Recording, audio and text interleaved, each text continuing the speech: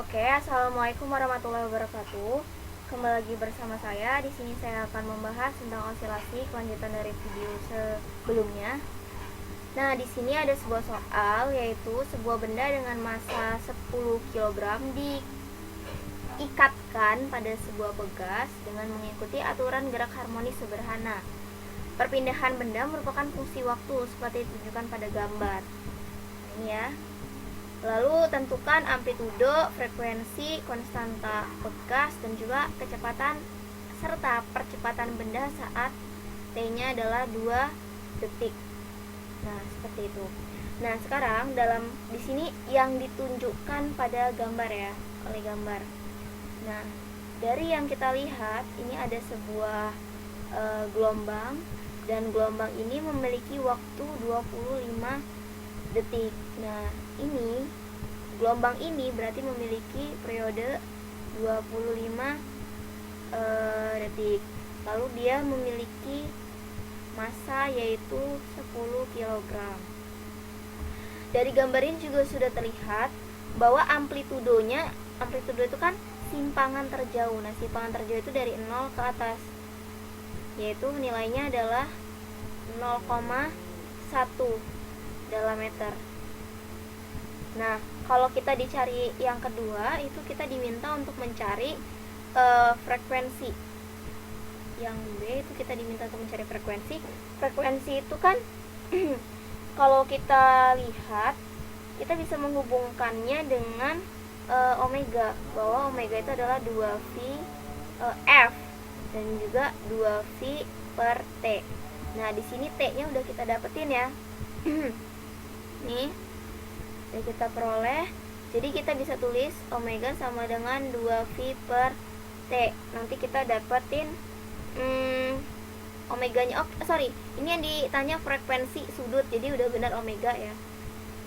Berarti 2 kali 3,14 dibagi dengan 25. Nah, ini kita akan peroleh hasilnya. Aduh, terlalu banyak ya samanya. Kita peroleh hasilnya sekitar 0,251 radian per sekon. Nah, lalu yang C itu kita diminta untuk mencari konstanta dari pegas, yaitu K-nya. Nah, coba kira-kira kita pakai rumus apa? Nah, gini. Cara berpikirnya gini ya. Ada sebuah benda. Nah, cara berpikirnya nih, omega sama dengan 2V per T. Kita udah punya omeganya, kita punya amplitudonya, kita punya masanya. Kira-kira kita pakai apa ya kalau kita mau pakai konstanta pegas ini? Nah, jangan lupakan ini ya, bahwa omega itu selain rumus ini ada juga rumus lain, yaitu K per M. Yang kemudian ini tuh dari persamaan gelombang kita dapat omega kuadratnya. Yang ini tuh nanti hasil rumusnya itu kalau kita masukin rumus ini ke dalam sini, itu nanti kita dapetin periodenya 2V akar M per K itu. Nah, jangan lupa asal muasalnya pertama dari rumus itu ini dari mana? Ini dari persamaan gelombang. Persamaan gelombang itu didapat dari hukum Newton, kayak gitu ya. Nah, ini makanya bagian C ini kita tinggal masukin aja, kita kuadratin ya. Berarti ini kan K per M. Kita mau mencari K-nya, berarti K itu sama dengan omega kuadrat dikali M. Omeganya adalah 0,251 dikuadratin, lalu dikali masanya 10. Nah, ini kita kira-kira akan peroleh nilainya sebesar 0,63 Newton per meter. Nah, seperti itu. Lalu yang ditanya yang ketiga adalah kecepatan dan percepatan ketika T-nya 2 detik. Oke, saat 2 detik itu kira-kira di mana sih? Nah, sorry. Ini sepertinya terjadi kesalahan. Ini 15 detik ya harusnya. Jadi coba kita lihat saat saat 15 detik ini di sini. Saat saat 15 detik berarti artinya pada saat apa? Coba nih, 5, 10, 15. Nah ini saat dia posisinya saat maksimum. Sehingga ketika dia 15 detik itu kecepatannya bagaimana? Nah kalau lupa nih, saya gambarin ya. Jadi mau pegas, mau itu bandul, mau itu apa ya, mau pegas atau maupun bandul, itu dia itu pasti memiliki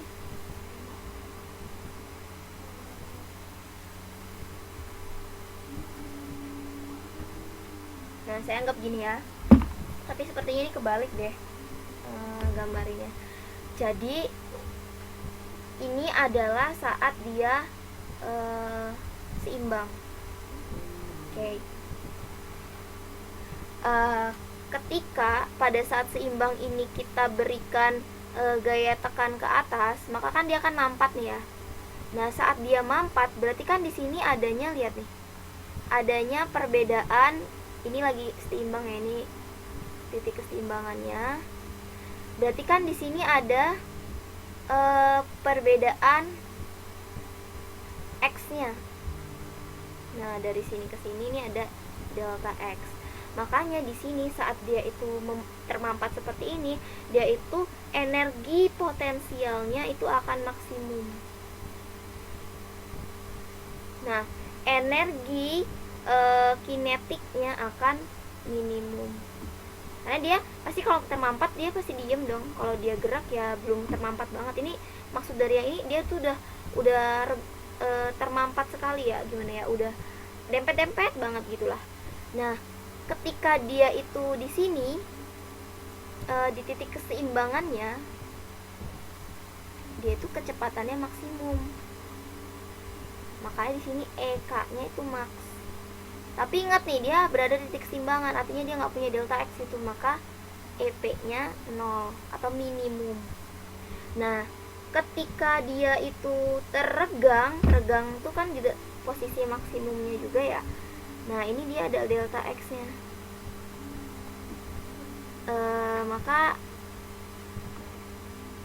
Maka di sini EP-nya itu maksimum, EK-nya minimum. Ini atau 0 ini maksudnya minimum juga ya. Nah jadi bisa kita simpulkan nih bahwa ketika dia itu berada dalam keadaan maksimum, itu akan energinya tuh salah satunya akan ada yang minimum, akan ada yang 0 gitu. Nah artinya energi mekaniknya itu dapat berupa EP, energi potensial atau energi kinetik. Nah oke. Di sini karena itu di sini tuh kasusnya nggak dikasih tahu seperti apa, jadi kita bisa anggap karena di sini besarannya kecepatannya gitu yang menonjol yang ditanya di soal, maka kita bisa anggap EK-nya aja yang minimum gitu, atau 0, yang 0 itu nilai EK-nya, maka kecepatannya itu 0. Ini kan saat termampatkan, ini kan juga saat posisi maksimumnya, ini juga saat posisi maksimumnya gitu kan. Kita bisa anggap aja yang dia bentuk energi totalnya itu ketika dia simpangan maksimum itu EK-nya 0 gitu. Oke, makanya kecepatannya bernilai 0. Nah kemudian pada saat dia itu simpangan maksimum, nilai percepatan maksimumnya dapat dihitung dengan